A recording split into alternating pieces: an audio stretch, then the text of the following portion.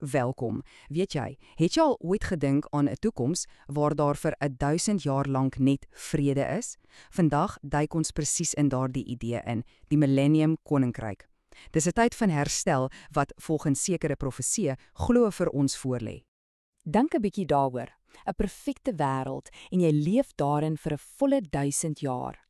Hierdie vraag tref mos nou die hart van die belofte van die Millennium Koninkryk, né? Dis 'n hoop wat baie mense wat die wederkoms van Christus verwag, diep koester. Goed, so kom ons begin by die heel begin. Die eerste en mees ooglopende vraag is, wat presies is hierdie koninkryk waarvan ons praat? So, volgens die bronmateriaal is dit belangrik om te verstaan dat hierdie koninkryk nie net 'n mooi storie of 'n metafoor is nie. Nee, dis 'n letterlike toekomstige era. Die hele idee is dat Jesus self as koning sal regeer en dit oor 'n planeet wat heeltemal herstel is. En dit lei tot 'n regtig fascinerende gedagte. Volgens hierdie oortuiging sal sommige mense wat lewe wanneer Christus terugkeer, hierdie koninkryk binnegaan sonder om ooit fisies te sterf. Kan jy jou dit voorstel? Dis 'n direkte oorgang na 'n heeltemal nuwe era van lewe. Reg, so die groot vraag is, hoe kom ons by hierdie koninkryk uit? Wel, volgens hierdie siening gebeur dit nie net oornag nie, glad nie. Dit word vooraf gegaan deur 'n tydperk van, wel, intense en wêreldwye gebeure. Hierdie tydperk staan bekend as die 7 jaar verdrukking. Nou die woord verdrukking beteken letterlik 'n tyd van beproewing of swaar kry. En in hierdie teologie word dit gesien as 'n absoluut deurslaggewende poort na die koninkryk toe. 'n Tyd van ongelooflike wêreldwye uitdagings, maar ook van goddelike oordeel. Goed, so kom ons breek hierdie nogal dramatiese reeks gebeure 'n bietjie af. Dit begin alles met 2 profetiese getuies wat op die toneel verskyn, dan by die middelpunt word sekere gelowiges glo na 'n plek van veiligheid geneem. Hierna volg wat bekend staan as die groot verdrukking, en dis 'n tyd van rampe op 'n skaal wat ons nog nooit gesien het nie.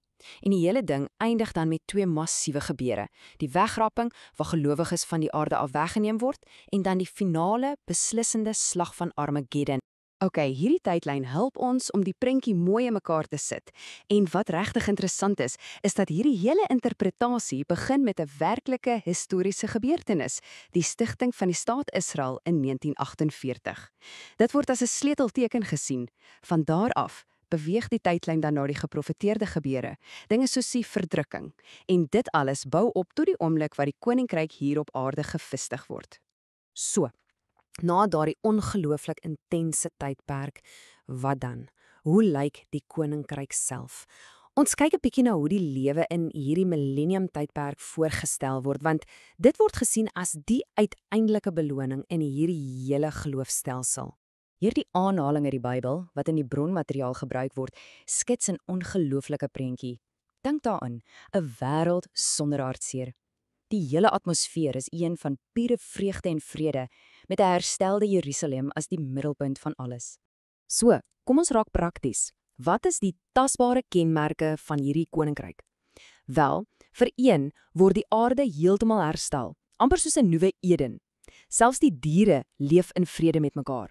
Siekte, dit bestaan glo nie, en mense leef vir die volle 1000 jaar. Jesus regeer direk as koning, en die bron van alle boosheid, Satan, word gebind en heeltemal uit die prentjie verwyder. Maar wag, die storie is nog nie heeltemal verby nie. Dit eindig nie na daardie 1000 jaar nie. So wat gebeur volgende? Kom ons kyk hoe hierdie tydperk oorgaan na die finale ewige toestand. En dis 'n absoluut deurslaggewende oomblik. Reg, so aan die einde van die 1000 jaar gebeur daar 'n paar laaste belangrike dinge. Eerstens word Satan vir kort rukkie vrygelaat vir een finale maar kortstondige opstand. Dit word egter onmiddellik platgeslaan. En dit word dan gevolg deur die finale oordeel van die hele mensdom deur die eeue. En uiteindelik, heel aan die einde, is daar die skeping van 'n splinternuwe hemel en 'n nuwe aarde. Hierdie laaste oomblik van rekenskap staan bekend as die groot wit troonoordeel, en dis hier waar elke persoon se lot finaal bepaal word, gebaseer op wat in die hemelse boeke opgeteken staan. Hier is iets wat regtig belangrik is om te verstaan. Hierdie gedetailleerde tydlyn wat ons nou net deurgegaan het, is slegs een spesifieke interpretasie. Daar is ander, baie verskillende teologiese sienings oor hierdie hele onderwerp. Dis nie die enigste een nie. Hierdie tabel help ons om 'n bietjie konteks te kry. Die siening wat ons vandag in detail bespreek het, is premillennialisme. Dis die idee dat Christus terugkeer voor 'n letterlike 1000-jarige koninkryk. Maar dan het jy ook postmillennialisme. Dis die oortuiging dat Christus terugkeer na 'n goue era wat deur die kerk gevestig word. En dan is daar amillennialiste wat glo die hele 1000 jaar is simbolies en verwys na die huidige kerkera. So 3 baie verskillende sienings.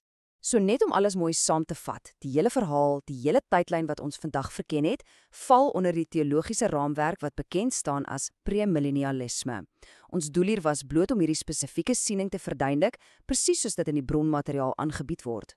En dit alles bring ons by 'n laaste en nogal prikkelende vraag.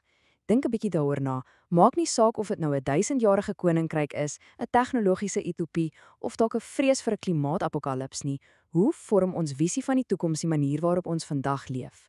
Dis beslis iets om oor na te dink.